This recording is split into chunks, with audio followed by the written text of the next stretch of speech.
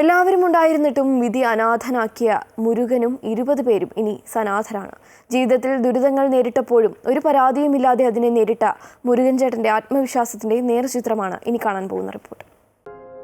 Medical കോളേജിൽ പലപ്പോഴായി ഉപേക്ഷിക്കപ്പെട്ട മനുഷ്യർക്ക് മന്ത്രി ആർ ബിന്ദുവിന്റെ നേതൃത്വത്തിൽ ഗാന്ധി ഭവൻ തണലൊരുക്കുന്നു എന്ന വാർത്ത കേട്ടാണ് ഞങ്ങൾ ആശുപത്രിയിലെത്തുന്നത്. നിരനിരയായി ഇട്ടിരിക്കുന്ന സ്ട്രക്ചറുകളിലും വീൽ ചെയറിലുമായി അനേകം മനുഷ്യർ. അവർ പറഞ്ഞ കഥകളുടെ ഒടുവിൽ മനുഷ്യ ജീവിതത്തിന്റെ കൈപ്പുള്ള യാഥാർത്ഥ്യങ്ങൾ നമുക്ക് മുന്നിൽ തെളിഞ്ഞു വന്നു.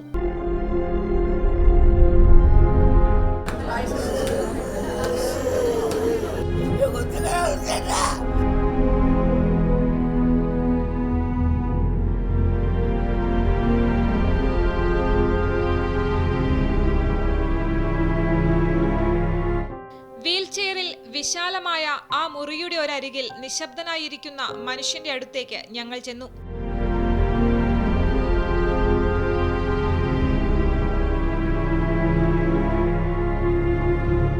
എൻ്റെ പേര് മുരുകൻ. ഞാൻ നെടുമങ്ങാട് സ്വദേശിയാണ്. നെടുമങ്ങാട് ഞങ്ങൾക്ക് വീടുണ്ടായിരുന്നു. ഭൂരിപക്ഷം പേരെയും വീട്ടുകാർ ഉപേക്ഷിച്ചതാണ്. മുരുകൻ ചേട്ടനെ അസുഖബാധിതനായപ്പോൾ അയൽവാസികളാണ് തിരുവനന്തപുരം മെഡിക്കൽ കോളേജിലെത്തിച്ചത്. ചേട്ടന്റെ വാക്കുകളിലൂടെ ഞങ്ങൾ സാറയെ അറിഞ്ഞു. ഒരു മോനെ ഉണ്ടായിരുന്നുള്ളൂ. അവൻ ഈ സൈലന്റ് അറ്റാക്കായിരുന്നു. എൻ്റെ ഭാര്യ വന്ന 9 കൊല്ലത്തിന് മുമ്പ് തന്നെ BP കയറി ഒരു സൈഡ് തളർന്നു പോയി. അങ്ങനെ 9 കൊല്ലമായിട്ട് ഞാൻ അതൊക്കെ വേണ്ടതൊക്കെ ചെയ്തു കൊടുത്തു. എനിക്ക് പെൻഷൻ ഉണ്ടായിരുന്നു, വികലാംഗ പെൻഷൻ ഉണ്ടായിരുന്നു. ആ പെൻഷനിൽ ഞാൻ എൻ്റെ ഭാര്യയും കഴിഞ്ഞു പോവുകയായിരുന്നു. അപ്പോൾ ഈ കഴിഞ്ഞ മെയ് 1-ാം തീയതി എൻ്റെ ഭാര്യയും മരിച്ചു. അപ്പോഴും ഞാൻ ഏകനായി. എനിക്ക് ബന്ധുക്കളാരുമില്ല, ബന്ധുക്കളായിട്ട് അവർക്കും ആരുമില്ല. അവൾ ഏകയായിരുന്നു. 80-ൽ പ്രണയിച്ചു, 80-ൽ ഞങ്ങൾ ഒന്നിച്ച് ജീവിച്ചു. സാറ എന്നായിരുന്നു. എൻ്റെ പേര് മുരുകൻ എന്നായിരുന്നു. ഞങ്ങൾ 2 പേരും 2 ജാതിക്കാരായിരുന്നു. പക്ഷേ ഞങ്ങൾ ഐക്യത്ത്. ഞങ്ങൾ വിവാഹമേ ചെയ്തിട്ടില്ല, രജിസ്റ്ററും ചെയ്തില്ല, ഒരു അമ്പലത്തിലും പോയില്ല, ഒരു പള്ളിയിലും പോയില്ല. ഞങ്ങൾ 2 പേരും മനസ്സുകൊണ്ട് സ്നേഹിച്ചു.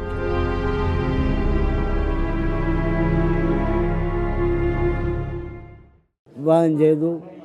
ഞങ്ങൾക്ക് ഒരു കുഞ്ഞുണ്ടായി. ഞങ്ങൾ സന്തോഷമായിട്ട് ജീവിച്ചു. പക്ഷേ ഞങ്ങൾക്ക് വീടില്ലായിരുന്നു. ഞങ്ങൾ പുറംപോക്കിലായിരുന്നു. ഞങ്ങളുടെ ജീവിതത്തിൽ ഒരു പ്രശ്നവുമില്ല. വളരെ സ്നേഹത്തിലാണ് ഞങ്ങൾ ജീവിച്ചത്.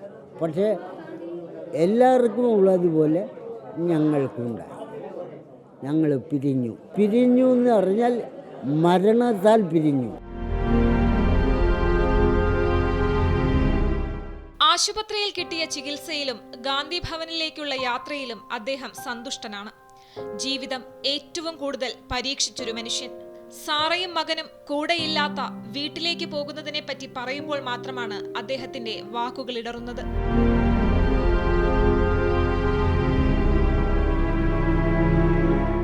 ആ ഭവനത്തിൽ പോയ ആ പഴയ ഓർമ്മകൾ വന്നുകൊണ്ടേയിരിക്കും. ഞങ്ങൾ ജീവിച്ചത്, ഞങ്ങൾ ഓരോ സ്ഥലങ്ങളിൽ പോയത്, ഇതൊക്കെ ഓർമ്മ വരും. അപ്പം ഇനി എന്തിനാണ്? ഇപ്പം എന്നെ പോലെ ഒരുപാട് പേരുണ്ട്. അവരെ സ്നേഹിക്കുക, അവരോട് കൂടെ ജീവിക്കുക. എന്നെപ്പോലെയുള്ള അനേകം മനുഷ്യരവിടെയുണ്ട്.